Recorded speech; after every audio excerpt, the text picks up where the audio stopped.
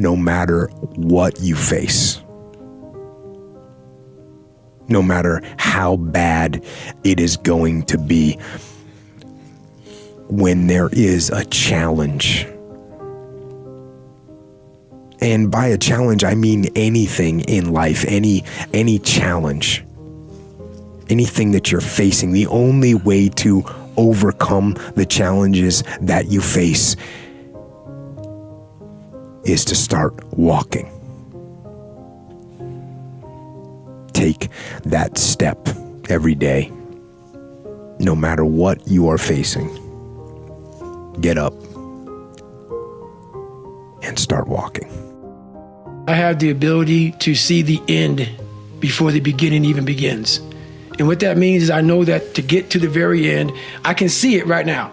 So before I went to Buds and I was losing all this weight and shit, I saw myself walking across the stage at 191 pounds. That's what I had to get to get into the door. I saw myself 6 months, a year later, whatever it's going to take me to do it. I saw myself walking across that stage, getting that certificate of graduation from Buds. And I was able to be there at 300 pounds. And that feeling that I was nowhere near that feeling, I was able to put myself there 1,000,000 times every day. And that feeling of like, my God, that is going to feel amazing. That's what made me suffer. That's what allowed the pain to be real and say, this is worth it. I want to feel for this next 18 months. It took me 18 months to finally become a Navy SEAL, to finally, just get through Buds. 18 months, it's 6 months. It took me 18. That's what woke me up every morning was, I'm gonna put myself through this much pain and suffering for a few seconds. That's all it is. A few seconds of joy. And it's so worth it, man. That's what people don't get. So I'm able to put myself at the finish line, even though I have no finish line, but at the finish line of an event before I even start to say, how are you gonna feel at the end of this? Visualizing is my biggest tool of life. That's why I've been able to put myself in cold water, put myself in a 100-mile race millions of times before I've done it. And I'm able to go through the race and see how I'm gonna feel at mile 50. Almost to the exact feeling. Right, so when it comes up, it's no surprise. It's no surprise. I've already done this 1,000,000 times. I recommended the last time I was here, the little book, Richest Man in Babylon, and I said, I've lectured now to over 3 million people. Guess how many have actually gone and got this little book? Answer, very few. My best guess is 10%. Such an easy thing to do. This little book, number one, is easy to find. Number two, it's easy to buy. The most you can pay for it, $6, $7, $8. You can borrow that from your kids. But if it's easy to find and easy to buy, and if it's easy to read, why wouldn't everybody go get it? We don't know. I don't know. Nobody knows. Here's how profound it is. Some do and some don't. Now here's the numbers. About 10% do. We don't know the mystery of that. And I'm telling you, 10 years from now, those numbers will still be the same. The numbers don't change. Only the faces change. I used to belong to the 90% who couldn't be bothered even if it was easy. How many people have a library card? Answer, 3%. 97% couldn't be bothered. Guy specializes in happy hour, but he doesn't have a card. And now readily and quickly blames the government and blames his company and blames the pay scale.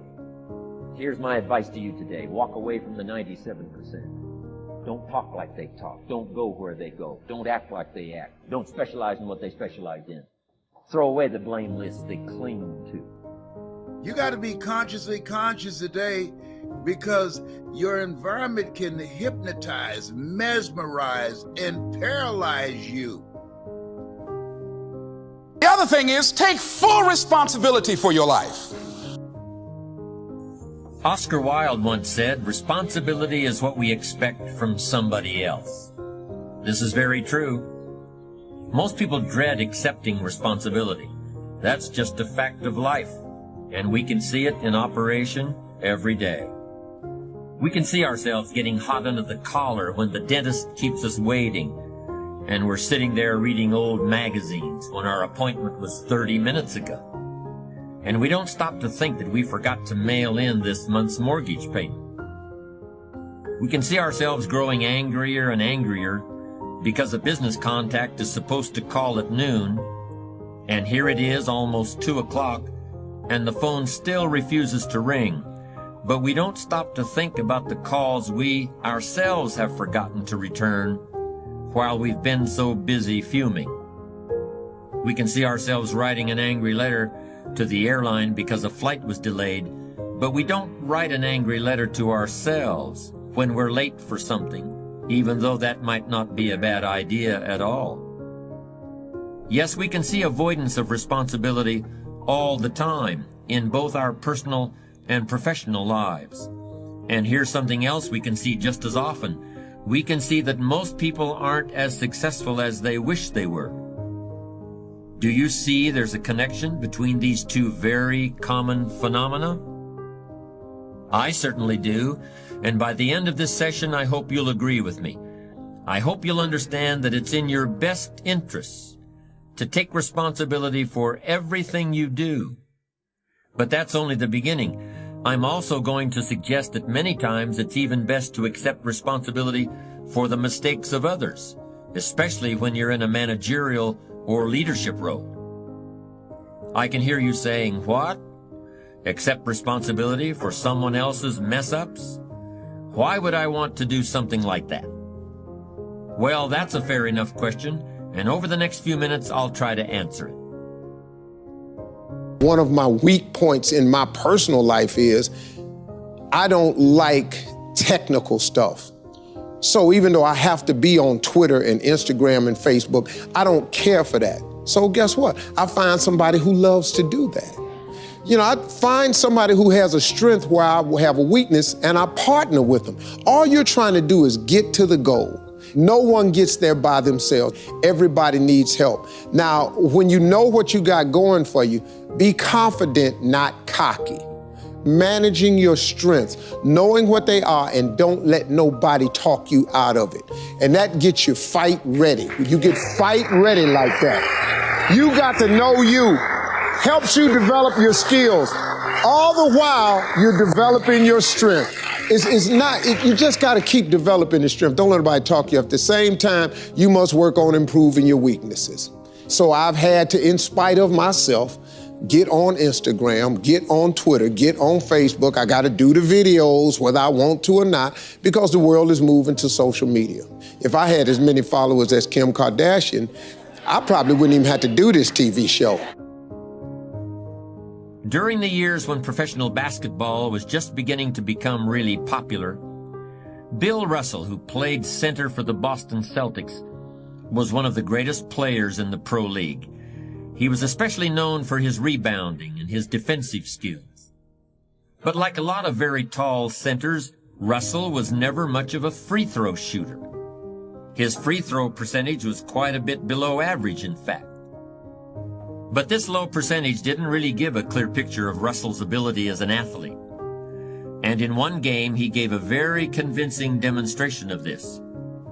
It was the final game of a championship series between Boston and the Los Angeles Lakers. With about 12 seconds left to play, the Lakers were behind by 1 point, and Boston had the ball. It was obvious that the Lakers would have to foul one of Boston's players in order to get the ball back. And they chose to foul Bill Russell. This was a perfectly logical choice, since statistically, Russell was the worst free throw shooter on the court at that moment. If he missed the shot, the Lakers would probably get the ball back, and they'd still have enough time to try to win the game. But if Russell made his first free throw, the Lakers' chances would be seriously diminished, and if he made both shots, the game would essentially be over.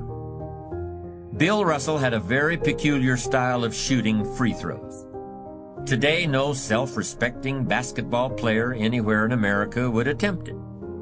Aside from the question of whether it's an effective way to shoot a basket, it just looked too ridiculous.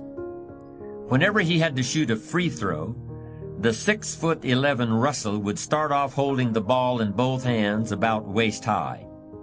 Then he'd squat down, and as he straightened up, he'd let go of the ball. It looked like he was trying to throw a bucket of dirt over a wall. But regardless of how he looked, as soon as Bill Russell was fouled, he knew the Celtics were going to win the game. He was absolutely certain of it. Because in a situation like this, statistics and percentages mean nothing. There was a much more important factor at work, something that no one has found a way to express in numbers and decimal points. Simply put, Bill Russell was a player who wanted to take responsibility for the success or failure of his team. He wanted the weight on his shoulders in a situation like this. No possibility for excuses, no possibility of blaming anyone else if the game was lost, no second guessing. Bill Russell wanted the ball in his own hands and nobody else's. And like magic, even if he'd missed every free throw he'd ever shot in his life before this, he knew he was going to make this one. And that is exactly what happened. That is what virtually always happens when a man or woman accepts responsibility eagerly and with confidence.